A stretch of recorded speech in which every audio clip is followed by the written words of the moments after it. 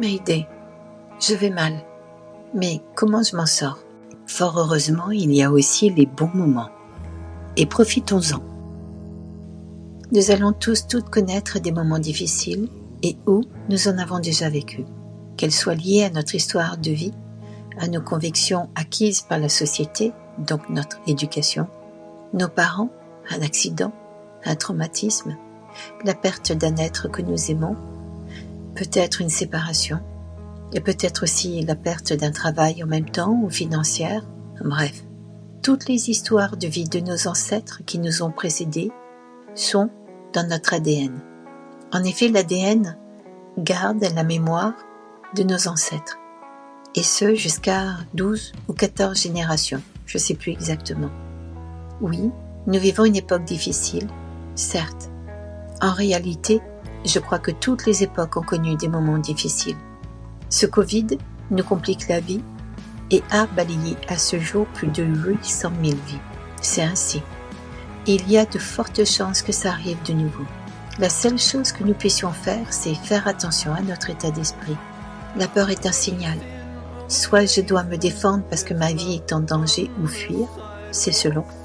Car effectivement, si vous avez un lion affamé devant vous et que vous êtes seul en face de lui, il y a fort peu de chances que vous ayez envie d'entamer une discussion ouverte et équitable. La peur vous saisit, le cerveau se met en mode survie, votre corps répond instantanément à votre instinct de survie et vous courez. Mais certains inversement se paralysent. Nous ne sommes pas égaux. En revanche, lorsque vous êtes sans aucun danger, mais avec une sensation de panique, dont vous savez pertinemment que quelque part tout va bien, mais c'est plus fort que vous, ça va mal, ça part en vrille. Votre cerveau vous dit qu'il est indispensable de prendre soin de vous et que la pression est trop énorme pour lui.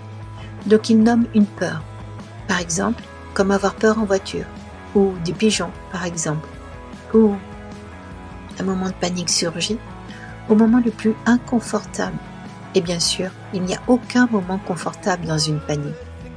Et vous vous trouvez dans une sorte de machine à laver en programmé saurage avec un parfum de terreur, de sensations physiques qui vous dépassent, comme un vide intérieur. Nous sommes éduqués et nous vivons dans l'idée que nous devons faire des efforts en permanence, avec cette fichue phrase qui nous dit « tout ce qui ne nous tue pas nous rend plus forts ». Un temps, oui, c'est exact. Et à un moment, ça nous dépasse. Si vous utilisez tout le temps la volonté, je peux vous prédire non seulement des moments difficiles, manque de sommeil, boulimie, anorexie, perte d'appétit, cauchemar, dépression, mauvaise humeur, acte de colère vis-à-vis des autres ou vis-à-vis de vous-même, angoisse, panique, addiction, bref.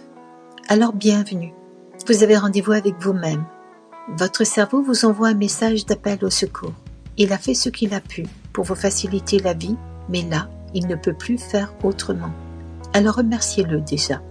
Remerciez-le pour le service et les services qu'il vous a rendus sans que vous ne vous posiez aucune question ou que vous les évitiez. Il est important que vous affrontiez vos doutes et c'est pas toujours facile, très honnêtement. D'être accompagné le permet. Les limites de vos pensées en permanence. C'est ainsi que vous allez vous dépasser et acquérir une meilleure connaissance de vous-même. Et ça, c'est vital. S'il vous plaît, prenez soin de vous. Merci.